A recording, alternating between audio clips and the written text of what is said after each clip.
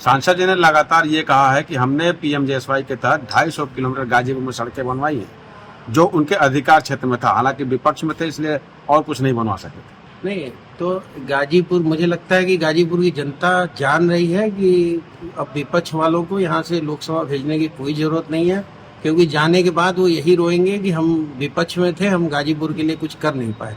और मैं आपको याद दिलाना चाहता हूँ कि गाजीपुर 2014 और 17 से पहले ये वही गाजीपुर है जहाँ समाजवादी पार्टी के 4 मंत्री हुआ करते थे। सड़कों की हालत ये होती थी कि यहाँ से सदर से जखनिया जाना पड़ता था तो लोग सोचते थे सुबह जाएंगे तो शाम को लौटेंगे। अस्पताल के नाम पे जिला अस्पताल में डॉक्टरों को दिन दहाड़े मारा जाता था, डॉक्टर ट्रांसफर करा के चले आते थे। ये वही गाजीपुर है जहाँ एक हफ्ते दिन में लाइट रहती थी, एक हफ्ते रात में लाइट रहती थी। दिन दहाड़े हत्याएं होती थी, माफिया सड़कों पे घुमा करते थे और असलहों का ऐसे प्रदर्शन होता था जैसे आप चंबल के कहीं अफगानिस्तान में आ गए हैं। तो ये माफिया का अंत हुआ है, अंधेरा मिटा है जब से केंद्र में मोदी जी की सरकार आई है और राज्य में योगी जी की सरकार आई है। आप देखिए गाजीपुर में कितना परिवर्तन आया है। पहले बनारस से गाजीपुर आने में 2 से ढाई घंटा लगता था, 5 रेलवे क्रॉसिंग क्रॉस करने में ही 1.5 से 2 घंटे लगते थे। आशापुर से आप चलते यहाँ रोजा तक पहुँचते मरीज अगर बीमार होता था मर जाता था उसी एम्बुलेंस में।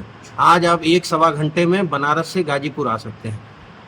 आज गाजीपुर वाले, बनारस वाले सोचते हैं कि पूर्वांचल एक्सप्रेस वे कहीं से हमसे जुड़ जाए। आज गाजीपुर वाले 3-3.5 घंटे में लखनऊ पहुंच जाते हैं। अगर किसी का 7 बजे 10 बजे किसी से मिलना है तो मुझे लग रहा है कि अगर वो 7-6:30 बजे निकले तो लखनऊ पहुंच जाता है। 4 बजे तक काम करके अपने परिवार में 7:30 बजे 8 बजे रात तक पत्नी बच्चों के साथ रोटी भी खा सकता है।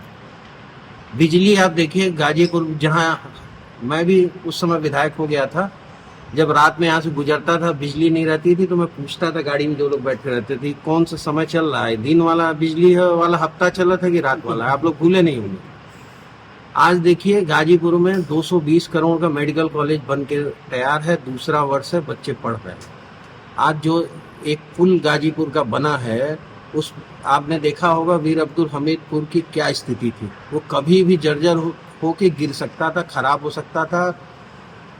उस पुल में कितनी बैरिकेडिंग की गई, कितने बार उसकी वायरिंग बदली गई। बहुत जरूरत थी उस पार को जोड़ने के लिए। प्रधानमंत्री जी और मनोज सिन्हा जी की देन है कि उस पुल का निर्माण हुआ। उसका उद्घाटन प्रधानमंत्री जी ने आजमगढ़ से किया। उद्घाटन के लिए कहा जा रहा है कि आधा ये रेलवे का उद्घाटन हो गया है। जो सड़क का उद्घाटन है वो भी हमें लग रहा है 2-3 महीने में कंप्लीट बन जाएगी सड़क। आधा अधूरा, जिसने कुछ किया ही नहीं वो आधा अधूरा ही तो कहेगा।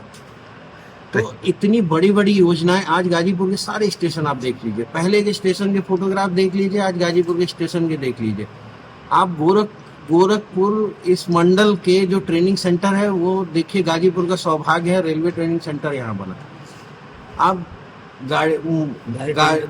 जितनी रेलवे की मरम्मत के कोचेज हैं, साफ सफाई के हैं, वो औड़ियार जंक्शन पे बने। मनोज जी ने जितने काम कराए, जितने बिजली में जितना उन्होंने काम कराया, जितना उन्होंने रेलवे में काम कराया, आप देखिए गाजीपुर की हर रेलवे की पटरी दोहरीकरण हो गया है। इससे पहले गाजीपुर कोई कितनी ट्रेनें महानगरों को जोड़ती थी। ये मनोज जी की देन है कि जम्मू कश्मीर से लेके, दिल्ली से लेके, बॉम्बे से लेके, कलकत्ता से लेके हर महानगर को गाजीपुर का यात्री चाहे तो सीधे यहाँ से ट्रेन पकड़े और जा सकता है। 24 चुनाव को लेकर जिस तरीके से पार्टी में नाराजगी दिख रही है, क्या लगता है? देखिए पार्टी में कोई नाराजगी नहीं होती। हमारे यहाँ स्वतंत्र है, ऐसा नहीं है वहाँ पे समाजवादी पार्टी की तरह कि फलाने एक परिवार है उन्हीं को टिकट मिलेगा। वो चाहे उनको मिले, उनके बेटे को मिले, ये परिवारवाद वाली पार्टी नहीं है। उनके आपने देखा टिकट घोषित हुआ, एक आदमी मिठाई खिलाया किसी दूसरे कार्यकर्ता को। जब मैंने टिप्पणी की तो जाके पार्टी कार्यालय में बैठक हुई, उसमें आप लोगों का सहयोग है कि मिठाई एक दूसरे को खिला दिया उन लोगों ने।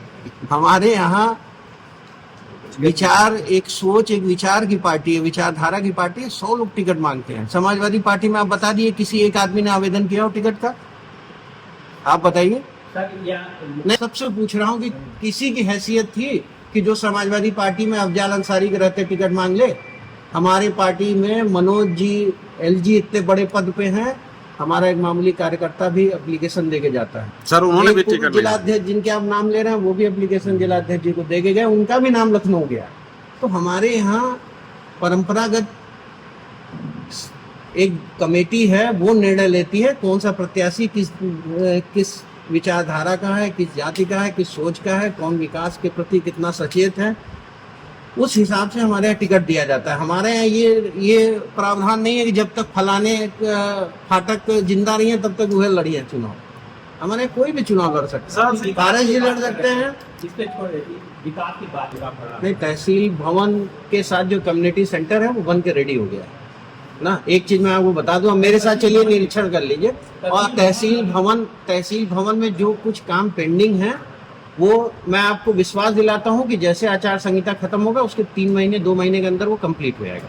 वो किस कारण से है, उसमें जो भी कमियां रही हैं उस पर मेरी बात हुई है।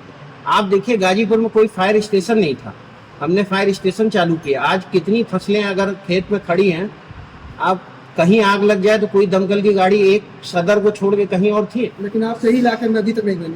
नहीं, सैदपुर में वो प्रोसेस में है, एक साथ उसका भी पैसा रिलीज होने का था। आचार संहिता अगर नहीं लगी होती तो वो भी पैसा रिलीज हो गया होता। 2022 के चुनाव में भी यही बात हुई थी। नहीं, 2022 के चुनाव में ये बात हुई थी, मैं ये बात मान रहा हूँ। लेकिन जो जमनिया का उद्घाटन हुआ है वो 100 दिन जो उत्तर प्रदेश सरकार ने 100 दिन निर्धारित किया था, उसमें जमनिया का उद्घाटन हुआ, मोहम्मदाबाद का फायर स्टेशन का उद्घाटन हुआ, सैदपुर का पेंडिंग है। हाँ, सैदपुर का पेंडिंग है, वो भी मैं आपको विश्वास दिलाता हूँ 2-3 महीने में।